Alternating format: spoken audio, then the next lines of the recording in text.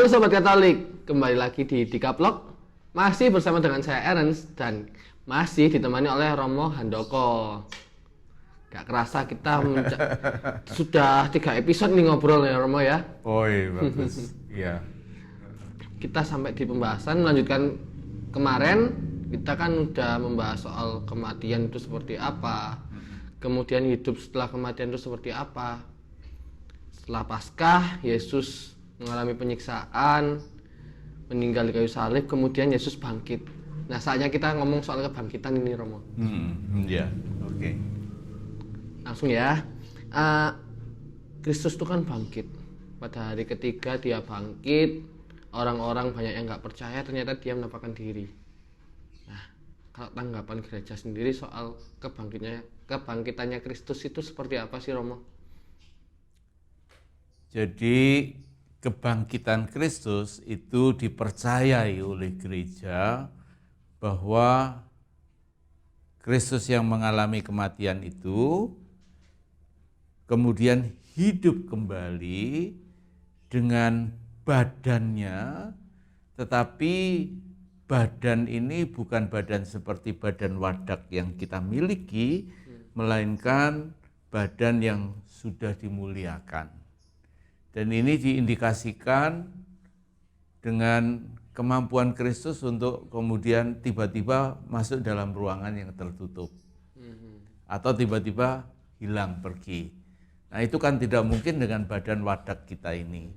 Ya. Dan ini menunjukkan juga Yesus misalnya ketika menampakkan diri, orang tidak mengenal dia, dikira oh hantu gitu ya. Nah, padahalnya ini Yesus sendiri. Jadi fakta bahwa ini tidak dikenal, ini menunjukkan bahwa ada perubahan dalam hal badan yang bangkit ini. Dan badan yang bangkit ini berbeda dengan Lazarus atau pemuda dari Nain, anak Yairus dan lain-lain itu mereka bangkit dengan badan yang sama. Artinya yang nanti mati lagi. Jadi Lazarus yang dibangkitkan tidak bisa nembus tembok, tapi Yesus bisa. Ini menunjukkan bahwa badan Yesus adalah badan yang berbeda dari badan kita sekarang ini. Nah, kita kelak juga ketika kemudian mengalami kematian dan kemudian akan dibangkitkan, kita juga akan mempunyai badan yang dimuliakan itu, sama seperti yang dimiliki oleh Yesus sendiri. Jadi apa yang terjadi pada Yesus itu menjadi semacam contoh bagi kita, apa yang akan terjadi pada kita juga. Gitu. Apakah bisa Aaron simpulkan kalau nanti setelah kita mengalami judgment itu, kita akan bangkit dengan bentuk yang sama seperti Yesus? Ya, ini harus kemudian hati-hati kalau Aaron tanya apakah bentuk yang sama. Maksudnya dalam wujud yang sama yang seperti Yesus sendiri. Kalau Aaron mengarahkan pada wujud bentuknya tentu sama. Ya, jadi bentuknya, wujudnya itu sama dalam arti ya badan kita itu kualitasnya sama seperti Yesus, yaitu badan yang dimuliakan itu. Ya, jadi itu ya sama memang. Badan yang dimuliakan sendiri itu seperti apa, Romo? Waduh. Apakah itu bentuknya seperti lebih kayak rohnya yang ada di situ itu lebih kuat atau seperti apa? Begini, saya secara sadar menghindari pemakaian seolah-olah yang dibangkitkan itu rohnya. Ya, lebih-lebih misalnya dalam salah satu Injil itu pada Minggu Paskah ketiga itu dikatakan Yesus bangkit dan menunjukkan ini aku, lihat luka-lukaku. Itu. Dan Yesus menunjukkan bahwa badannya ini badan yang mereka kenal gitu. Jadi ada satu penegasan bahwa badan yang dibangkitkan itu adalah badan yang kita miliki yang di dunia ini, tetapi disempurnakan, dimuliakan dalam arti itu. Sehingga orang kadang-kadang bertanya, guyonan ya Ernst ya, Romo saya ini agak pincang-pincang Romo karena sakit ini dulu ketabrak ini. Nanti kalau bangkit saya pincang apa enggak? Iya. Ya, jadi Masuk akal sebenarnya ya. ya, tentu tidak, itu diperbaharui dan kemudian menjadi lebih sempurna. Ya, jadi kan kasihan kalau mereka yang katakanlah mungkin karena kecelakaan atau apa lalu tidak punya tangan dan lain, lalu bangkitnya juga tidak punya tangan. Ya kasihan ya, maksudnya Jadi udah dalam menderita arti di itu, ya Ernst, jadi dalam arti itu badan yang dibangkitkan ini sesuatu yang dimuliakan. Cuma kalau kita mau mencari yang lebih katakan detail, ini bentuknya seperti apa ya? Mungkin sulit kita rumuskan. Sebagai bagaimana persisnya itu akan sulit untuk kita rumuskan. Tetapi yang bisa dikatakan ada dua hal, yaitu bahwa pribadi orang itu sebagai pribadi itu tetap bisa dikenali sebagai orang itu. Seperti murid-murid mengenali, oh ini Yesus gitu. Jadi ada kesinambungan atau kontinuitas. Tetapi juga ada bedanya karena Yesus bisa nembus tembok. Jadi ada diskontinuitas, ketidaksinambungan dengan yang di dunia ini. Ada kesinambungannya, ada ketidaksinambungannya. Nah, dua hal ini yang membuat, yang mewarnai badan Yesus sehingga ya kita bisa kenal tapi beda gitu. Persisnya ini apa bentuknya apa daging apa ya pasti bukan seperti kita lah. Tapi persisnya gimana ya kita sulit untuk mengatakan. sedikit dapat gambarannya ya. Mungkin tubuhnya itu kan tiap orang berbeda. Kita masih bisa membedain, oh ini tubuhnya ini, bentuk wajahnya ini. Kayak Yesus sendiri kan bilang, ini luka-lukaku. Berarti ini kan ya fisiknya sama, tapi dalam bentuk yang jauh lebih sempurna gitu Romo ya. Ya, bukan fisiknya sama, identitasnya yang sama. Oh. Ya, kalau fisiknya sama nanti dikira ya fisik kita ini gitu, ya. Hanya kebangkitan badan ini juga mempunyai satu nilai yang saya kira juga perlu diperhatikan, yaitu bahwa kalau badan ini yang dibangkitkan, maka juga hidup kita yang menggunakan badan ini itu juga yang diperbaharui.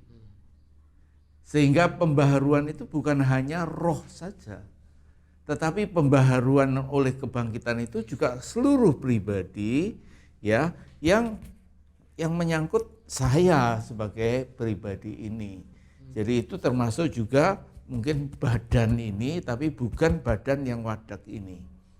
Hal kedua yang juga harus diperhatikan adalah bahwa kebangkitan badan Yesus mau menekankan bahwa bukan hanya roh dan bukan hanya dalam kaitan dengan hal-hal rohani itu yang kemudian akan dibangkitkan, tapi keseluruhan badan ini itu menunjukkan bahwa juga hidup saya sehari-hari, jadi relasi dengan sesama lalu itu juga akan kemudian diperbaharui. Jadi kebangkitan badan menunjukkan bahwa pembaharuan ini bukan hanya roh, tapi seluruh diri saya dan lingkaran hidup saya itu juga diperbaharui. Sehingga kemudian orang berbicara tentang langit baru dan bumi baru. Ya, langit baru, langit yang akan datang dengan kebangkitan ini. Jadi dalam arti itu ini pasti sesuatu yang ya di luar kemampuan kita untuk mencerap semuanya. Baik. Itu Ernst. Kemudian Romo, kita melihat atau kita tahu sendiri ya, kalau Yesus tuh pada hari ketiga itu dia bangkit. Dengan tadi Romo bilang dia memiliki fisik yang, atau bukan fisik, punya raga yang sudah dimurnikan, sudah dimuliakan. Kenapa dengan bentuk yang seperti itu dia lebih baik atau lebih di atas dari yang sebelumnya? Kenapa Yesus harus naik ke surga? Kenapa dia nggak tinggal di dunia ini aja? Ya, memang badan yang dimuliakan itu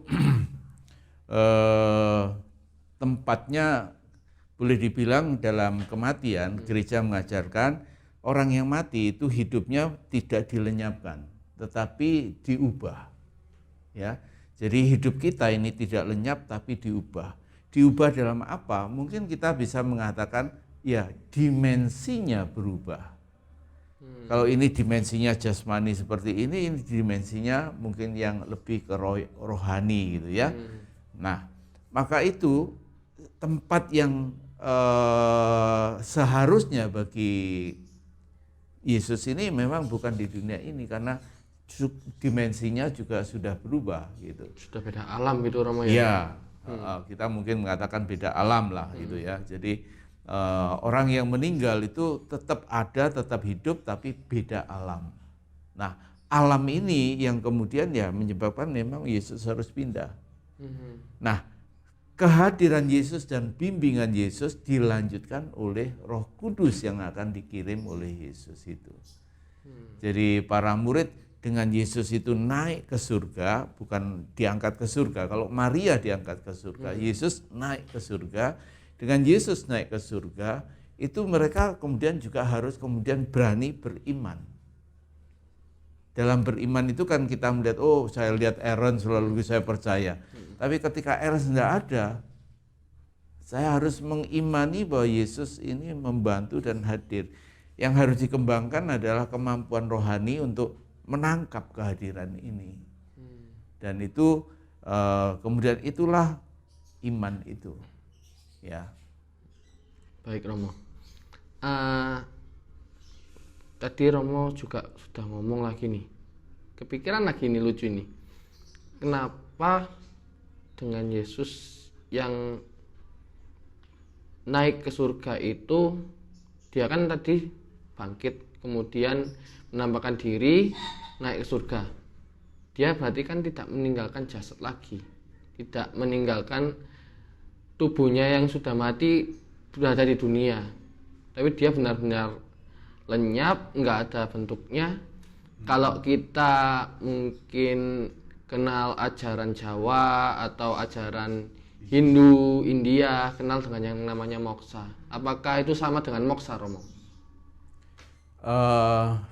Saya tidak berani mengatakan bahwa ini sama, karena saya harus mengakui bahwa saya belum mendalami tentang ajaran moksa itu sendiri.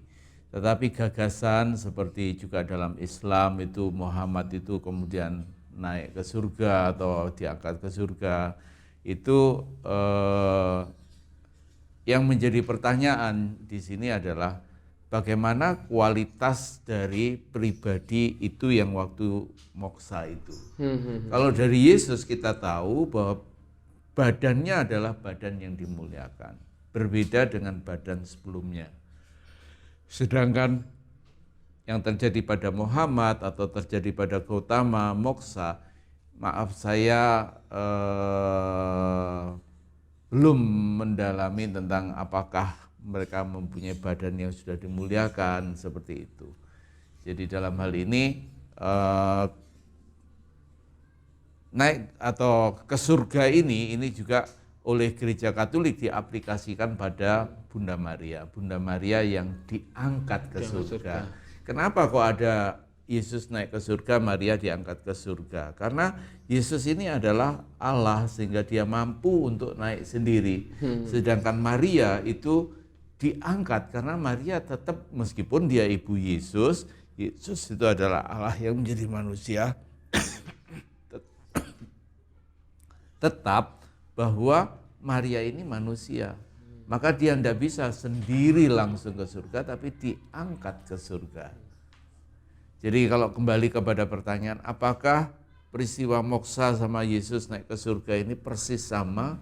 Saya mengatakan mungkin ke arah ke surganya sama, tapi kualitas badan yang dimiliki oleh beberapa pribadi ini apakah sama seperti Yesus, itu saya tanda tanya.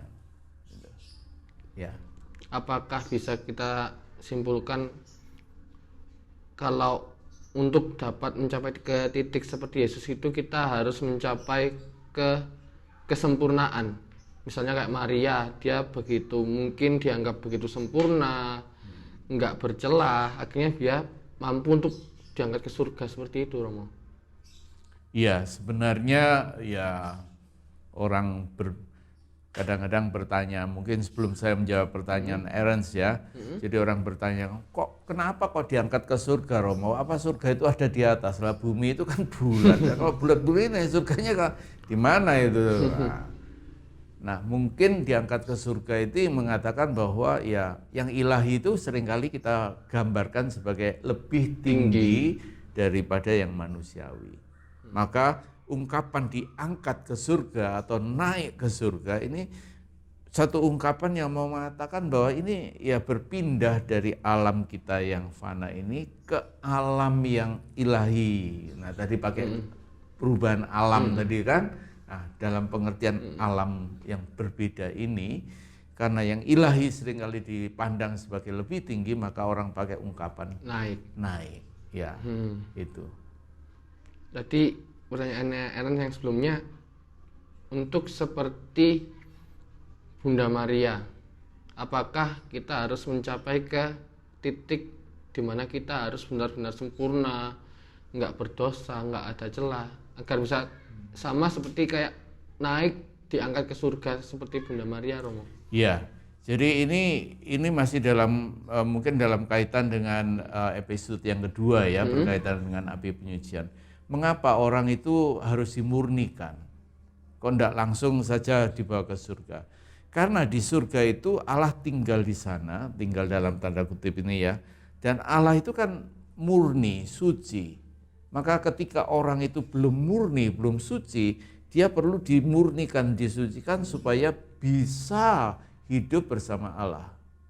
Nah, karena itu menjawab pertanyaanmu, apakah ini orang itu juga perlu kemudian menjadi suci? Yaitu tujuan dari api penyucian ini menyucikan sehingga kemudian orang siap untuk kemudian. Nah, ibaratnya itu begini, ibaratnya. Jadi Allah itu seringkali digambarkan seperti cahaya yang berkilau-kilau. Waduh, kita melihat tidak bisa begitu ya. Ini Allah karena kesucian kemuliaannya itu. Sedangkan kalau kita di dunia ini, seperti kita hidup dalam kegelapan. Seperti kalau misalnya orang itu ada di dalam gua gelap, terus tiba-tiba mau keluar melihat matahari. Ada cahayanya silau gitu ya? Enggak cuma silau, orang bisa buta matanya karena kan enggak kuat gitu ya. Waduh gini. Nah karena itu inilah proses api penyucian itu, dimurnikan. Dengan dimurnikan itu orang menjadi lebih kuat melihat cahaya dan lain-lain itu. Jadi kembali ke pertanyaanmu, memang benar kalau orang itu dimurnikan berarti disiapkan untuk menjadi suci supaya kemudian orang ini siap untuk bersatu dengan Allah di surga. Itu. Ya tadi pembahasan kita belum membahas tentang surga. Ya saudari-saudara kita kadang-kadang membayangkan atau menggambarkan surga dengan malaikat-malaikat dan lain-lain ya. Ya. Yang sering digambarkan terutama di kayak gambar-gambar film kan seperti itu. Ya, jadi artinya memang ini suatu keadaan di mana jadi bukan tempat tapi keadaan di mana ya ini kebahagiaan itu mengalami kepenuhan, diri kita juga mengalami kesempurnaan itu. Nah, karena itu ketika ini orang belum siap, ini ya disiapkan dulu. Seperti di rempelas dulu gitu ya, dimurnikan, dicuci lagi supaya lebih siap bersatu dengan Tuhan gitu. Luar biasa sekali. Satu pertanyaan terakhir, Romo. Ya. Untuk menutup perjumpaan kita di 3 episode ini ya. Kita sudah membahas soal kematian, hidup setelah kematian, juga kebangkitan. Pertanyaan saya adalah, nilai apa yang bisa kita teladani khususnya dari kisah sengsara Yesus sendiri yang sudah meninggal, sudah masuk di alam kematian dan bangkit lagi? Iya. Jadi ini penting karena apa? Karena kebangkitan Tuhan, jadi melalui sengsara, wafat dan kebangkitannya ini memberikan sebuah kenyataan penting. Kenyataan bahwa Ya, Yesus ini mengalahkan kekuatan dosa, mengalahkan kekuatan kejahatan. Dosa dan kejahatan itu pok-pok aneh, kalau orang Jawa bilang, puncaknya adalah kematian. Nah, kalau Yesus itu setelah mengalami segala ini, mengalami juga kematian dan kemudian dia bangkit, berarti dia mengalahkan dosa, mengalahkan kejahatan. Ya, jadi dengan mengalahkan kejahatan ini, dia menang atas dosa dan kejahatan ini. Nah, ini disebut sebagai penebusan objektif. Objektif dalam arti ini terjadi pada Kristus tapi belum menyangkut pribadi kita. Apa yang terjadi pada Kristus ini nanti harus dicurahkan, diberikan kepada tiap manusia.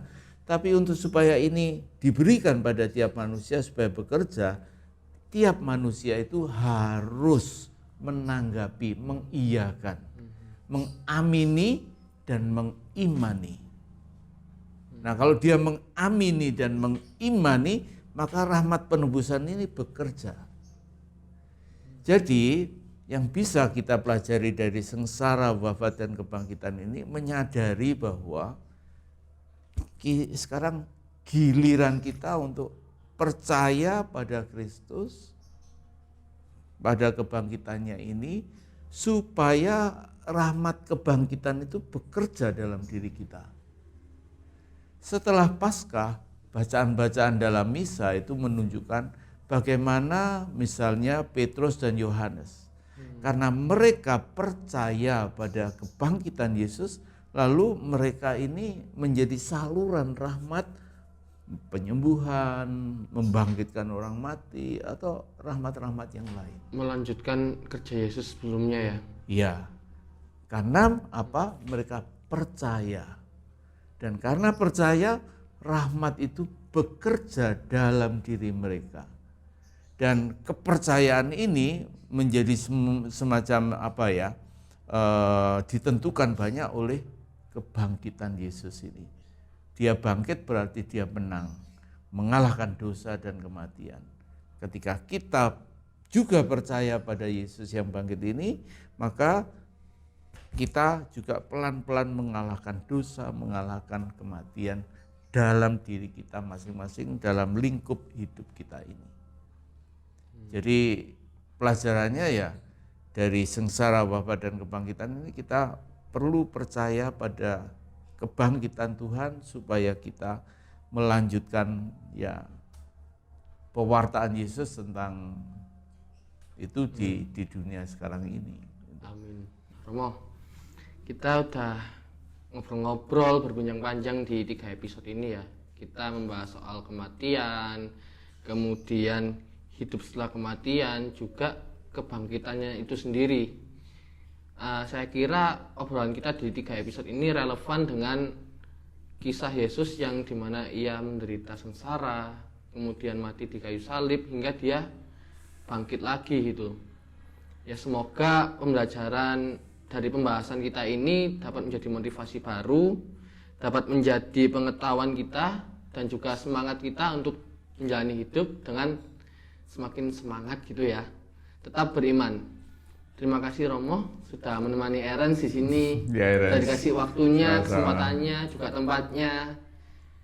Next time kita akan ngobrol lagi kalau ada kesempatan dengan tema-tema yang baru ya tentunya. Ya, siap. Nah, teman-teman Sobat Katolik, jangan lupa ya untuk terus saksikan Dikaplok setiap hari Jumat jam 6 sore hanya di channel YouTube Paroki Santo Albertus de Trapani. See you.